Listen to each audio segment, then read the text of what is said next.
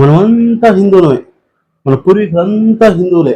ముస్లింలు ఈ దేశస్తులు కాదు, క్రిస్టియన్లు ఈ దేశస్తులు కాదు, వారు పరాయ దేశస్తులు, పాశ్చాత్య సంస్కృతి మనకు వద్దు, హిందూ సాంప్రదాయమే ముద్దు అంటూ మనం హిందువులం, మన పూర్వీకులు హిందువులు అయినప్పుడు మీరు ముస్లింలుగా ఎన్నుకుంటారు, మీరు క్రైస్తవులుగా ఎన్నుకుంటారని సంఖలో భగవద్గీతను పెట్టుకొని భగవద్గీతలోని మంచి విషయాలు జనాలకు ఉపదేశించడం మానేసి సంఖలో బైబుల్ పెట్టుకొని బైబుల్ని విమర్శిస్తూ బైబుల్ని బూతు గ్రంథం అని ప్రచారం చేస్తూ వీధులంబడపడి తిరిగారు కదా.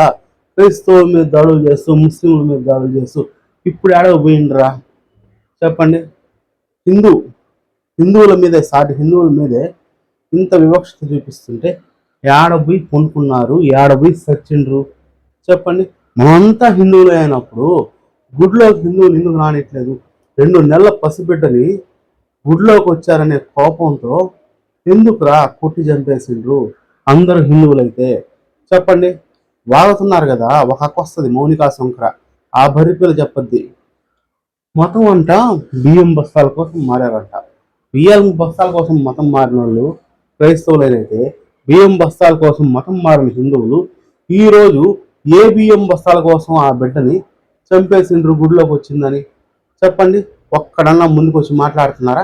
ఎవరో తీన్మార్ మల్లన్ లాంటి వాళ్ళు ముందుకు వచ్చి మాట్లాడుతుంటే, తెలంగాణ శ్యామ్ లాంటి వాళ్ళు ముందుకు వచ్చి మాట్లాడుతుంటే వాళ్ళని విమర్శిస్తున్నారు. పనికి మాలిన గర్వల్లారా, మీరంట్రా హిందూ ధర్మరక్షకులు, మీరంట్రా దేశభక్తులు, సాటి మనిషిని కనీసం మనిషిలా చూడలేని గదవలు మీరు ధర్మరక్షణ గురించి దేశభక్తి గురించి మాట్లాడతారా?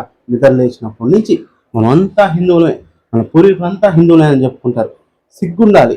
అలా చెప్పుకునే ముందు హిందూ మతంలో ఉన్న వివక్షత గురించి మాట్లాడి వివక్షతని తీసివేసి జనాల మనసులో మార్పుని తీసుకొచ్చి అప్పుడు మాట్లాడండి. హిందువుగా జీవించు, హిందువునని గర్వించు, గడప లోపడే కులం, గడప దాటితే మేమంతా హిందువులం. జై శ్రీరామ్. వీళ్ళు మత ప్రచారం చేస్తున్నారు, హిందూ మత ప్రచారం. మంచి విషయమే, తప్పు కాదు. ఎందుకంటే రాజ్యాంగమే ఇచ్చింది హక్కు మత ప్రచారం చేసుకోవడం. కానీ ఇక్కడ నేను చెప్పేది ఏంటంటే, మీరు వివక్షతకి గురవుతున్న వాళ్ళకి ప్రచారం చేయడం కాదమ్మా, మీరు వివక్షతకు గురి చేస్తున్న వాళ్ళకి ప్రచారం చేయండి. మనంతా హిందువులే అని చెప్పండి, మన పూర్వీకులంతా హిందువులనే చెప్పండి.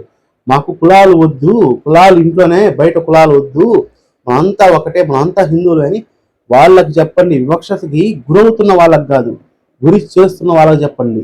పేదవాళ్ళకి కాదు, అగ్రవర్ణాల వాళ్ళకి ఆ విషయం చెప్పండి. ఆ విషయం గుర్తు చేయండి. అందరు హిందువులే, ఈ కులాలు, ఈ వివక్షత అనేది ఉండకూడదని వాళ్ళకి గుర్తు చేయండి. అది బాగుంటుంది.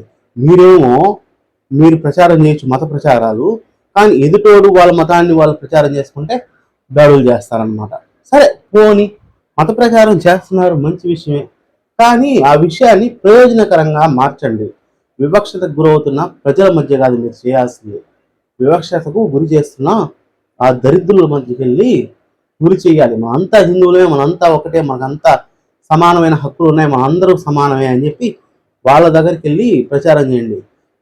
మన హిందువుల్లో రాజు, బానిస, సైనికుడు అని ఇంతమంది ఉండరు. దేవుడి ముందు అందరూ సమానమే, రాజైనా ఒకటే, సైనికుడైనా ఒకటే, బానిసైనా ఒకటే అని వాళ్ళకి చెప్పండి, బాగుంటుంది. సరేనా?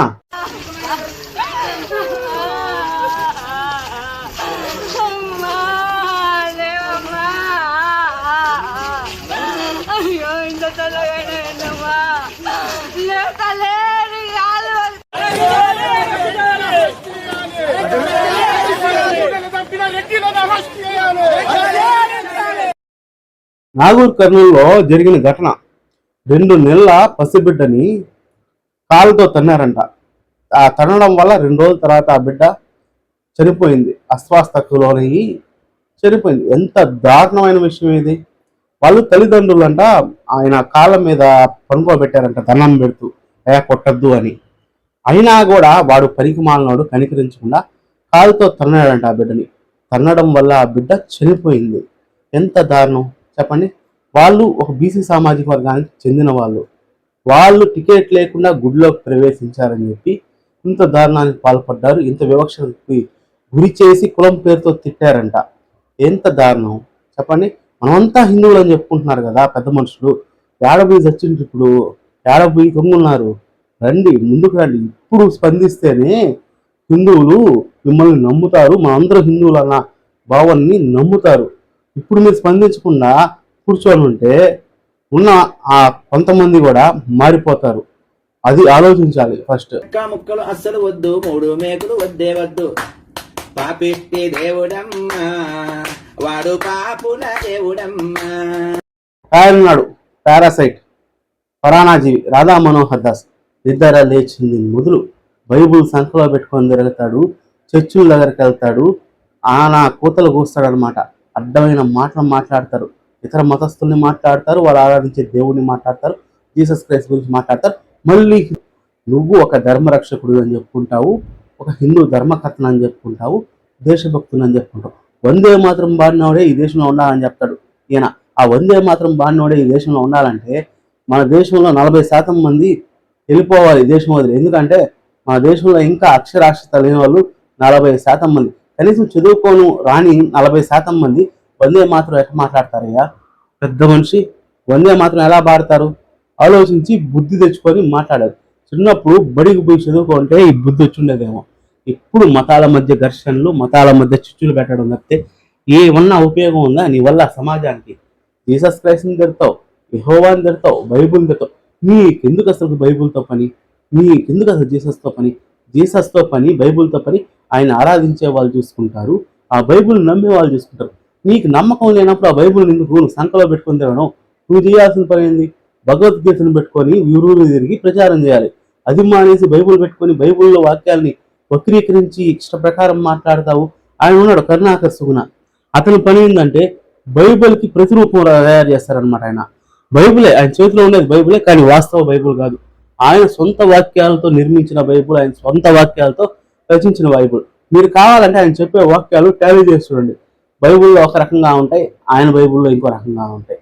ఏంటంటే వీళ్ళ కాంటెస్ట్ బైబుల్ని భూత పుస్తకంగా ప్రచారం చేయడం, కొన్ని కోట్ల మంది ఆరాధించే దేవుణ్ణి అవమానపరచడం, వాళ్ళ మనోభావాలు దెబ్బతీయడం. ఏమన్నా అంటే మనంతా హిందువులు కానీ ఆ మతాన్ని సొంత ప్రయోజనాల కోసం ఉపయోగించుకుంటూ వీళ్ళు చేసేది ఏమీ లేదు. అంత పోటుగాళ్ళు, అంత ఉద్ధారకులు, అంత దేశభక్తులు అయితే పోండి, నాగర్ కర్నూలు పోయి వాళ్ళ మీద పడండి, ఆ వివక్షత చూపించిన వాళ్ళ మీద దాడులు చేయండి.